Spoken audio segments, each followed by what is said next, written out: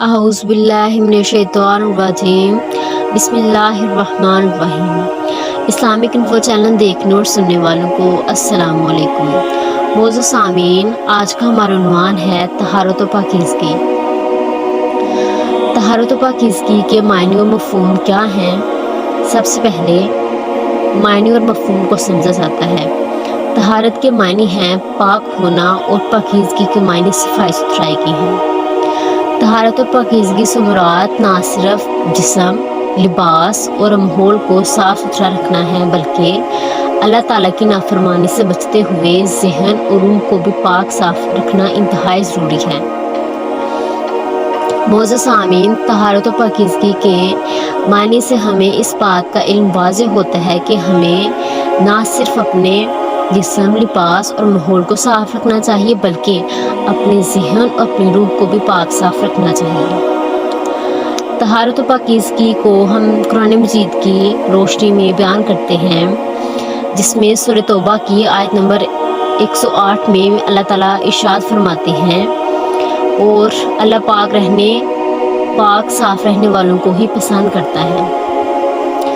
इसी तरह से एक और जगह पर इरशाद खुदाबंदी होता है। सूरह वाक़िया आयत नंबर 79 में अल्लाह ताला इरशाद फरमाते हैं, उसे यानी कि कुरान पाक को सिर्फ पाक साफ लोग ही हाथ लगाते हैं या उसको हाथ लगा सकते हैं। जिस्म को पाक साफ रखने के साथ साथ कपड़ों को भी पाक साफ रखा जाए। कुरान मजीद में अल्लाह ताला का इरशाद होता है सूरह मुदस्सर आयत नंबर 4 में, जिसमें अल्लाह ताला इरशाद फरमाते हैं, और अपने कपड़े पाक रखो। तहारत व पाकीज़गी को अगर हम हदीस की रोशनी में बयान करें तो उसमें हमारे प्यारे आका हज़रत मोहम्मद सल्लल्लाहु अलैहि वसल्लम ने तहारत को ईमान का हिस्सा करार दिया है। चनाचा हमारे प्यारे आका हज़रत मोहम्मद सल्लल्लाहु अलैहि वसल्लम का इरशाद है, पाकीज़गी यानी कि सफाई ईमान का हिस्सा है। तहारत व पाकीज़गी और इबादत, इन दोनों का आपस में क्या ताल्लुक़ है? इस्लाम में तहारत व पाकीज़गी को बहुत अहमियत दी गई है। इस्लाम ना सिर्फ रोज़मर्रा ज़िंदगी में सफाई का सबक देता है, बल्कि इबादत में खुसूसी तौर पर पाक और साफ़ रहने की तलकीद करता है। नमाज से पहले जिस्मानी सफाई और पाकीज़गी हासिल करने के लिए वज़ू करना ज़रूरी है। नबी अकरम सल्लल्लाहु अलैहि वसल्लम ने जुमा के दिन गुस्ल करने की खुसूसी हिदायत फरमाई। इसी तरह से हज की अदायगी के लिए भी जिस्म और कपड़ों का पाक साफ होना बहुत ज़रूरी है। इसी तरह से रोज़े के दौरान भी पाक साफ जिस्म और ज़हन दोनों का होना बहुत ज़रूरी है। कुरान मजीद की तिलावत के लिए भी तहारत और पाकीज़गी लाज़मी है। हमारे प्यारे आका हज़रत मोहम्मद सल्लल्लाहु अलैहि वसल्लम की ज़िंदगी से चंद मिसालों की मदद से हम तहारत और पाकीज़गी के मफ़हूम को बयान करते हैं। हमारे प्यारे आका हज़रत मोहम्मद सल्लल्लाहु अलैहि वसल्लम सफाई और पाकीज़गी का बहुत सा ख्याल रखते थे। हमारे प्यारे आका हज़रत मोहम्मद सल्लल्लाहु अलैहि वसल्लम का लिबास बहुत सादा और साफ़ सुथरा होता था। आप सल्लल्लाहु अलैहि वसल्लम के दांतों की सफाई का ख्याल इस कदर रखते थे कि हर नमाज से पहले मुसवाक करते। इसी तरह खाना खाने से पहले और बाद में हाथ धोते। आप खातमुन नबिय्यीन सल्लल्लाहु अलैहि वसल्लम सर में तेल का इस्तेमाल भी करते, गुस्ल फरमाते और दाढ़ी और सर के बालों में कंघी करते। सफ़ेद लिबास पहनना हमारे प्यारे आका हज़रत मोहम्मद सल्लल्लाहु अलैहि वसल्लम को सबसे ज़्यादा पसंद था, और खुशबू भी लगाते। किसी शख्स के बड़े हुए नाखून या बिखरे हुए बाल देखते तो इस चीज़ से सख्त नापसंदीदगी का इजहार फरमाते।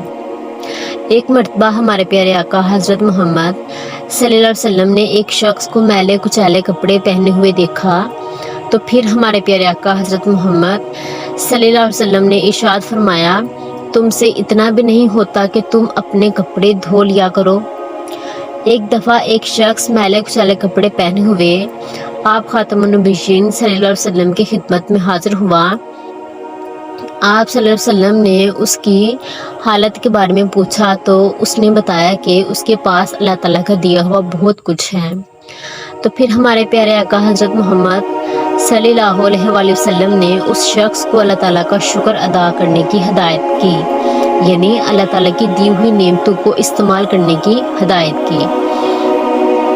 اسی طرح سے ایک مرتبہ ہمارے پیارے آقا حضرت محمد صلی اللہ علیہ وسلم کی خدمت میں ایک صحابی رضی اللہ تعالیٰ عنہ اس حالت میں حاضر ہوا کہ ان کی داڑھی اور سر کے بال بکھرے ہوئے تھے، تو ہمارے پیارے آقا حضرت محمد صلی اللہ علیہ وسلم نے صحابی رضی اللہ تعالیٰ عنہ سے فرمایا اپنے بال درست کر کے آؤ۔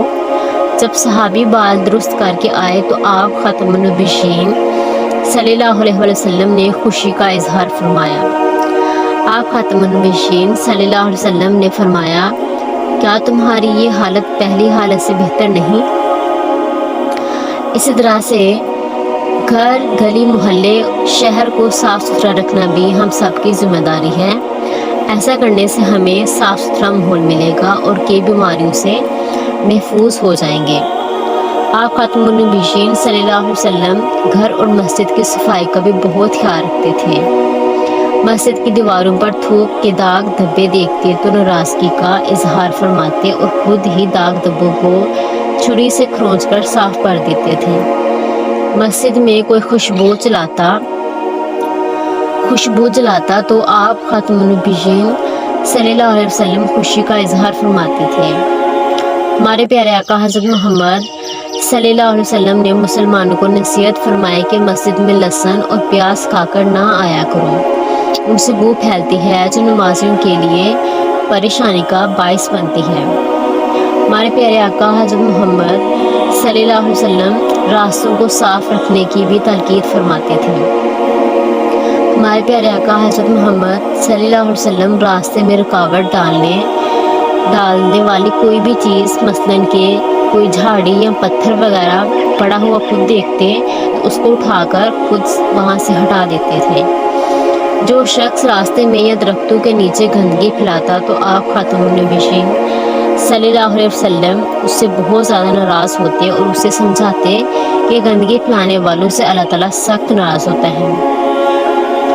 تو محترم سامعین، ہمارا جو آج موضوع تھا طہارت و پاکیزگی، ان سے ہمیں کیا فائدہ ہوتا ہے؟ یہ ہمیں روحانی طور پر مضبوط کرتا ہے اور صاف ستھرا رہنے کا موقع دیتا ہے۔ صاف ستھرا رہنے والوں کو ویسے بھی اللہ تعالیٰ پسند فرماتا ہے۔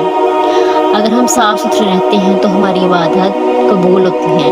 اچھی صحت رکھنے کا راز انسان کے صفائی ستھرائی اور صاف ستھرے ماحول سے ہوتا ہے، یعنی کہ طہارت سے صحت اچھی رہتی ہے اور انسان کو صاف ستھرا ماحول میں رہنے کا موقع ملتا ہے۔ صاف ستھرا رہنے سے تھکاوٹ بھی دور ہوتی ہے اور ہمارے دل کو ایک سکون اور اطمینان ملتا ہے۔ صاف ستھرا رہنے سے لوگوں کو بیماریوں سے نجات ملتی ہے۔ اس طرح سے اگر ہم پاک صاف رہیں گے تو صحت مند معاشرہ جنم لیتا ہے۔ طہارت و پاکیزگی کو اختیار کرنے سے ہمارے پیارے آقا کی سنتیں ادا ہوتی ہیں۔ اللہ تعالیٰ ہمیں صاف ستھرا رہنے کی توفیق عطا فرمائے، گلی، محلے اور اپنے شہر کو صاف ستھرا رکھنے کی توفیق دے۔ تو اللہ پاک سے دعا ہے کہ اللہ پاک ہمیں خود بھی صاف ستھرا رہنے کی توفیق عطا فرمائے اور دوسروں تک یہ پیغام پہنچانے کی توفیق عطا فرمائے، اور ہمیں ہمارے پیارے آقا حضرت محمد صلی اللہ علیہ وسلم کی بتائی ہوئی باتوں کے اوپر عمل کرنے کی توفیق عطا فرمائے۔ آخر دعوانا ان الحمد للہ رب العالمین۔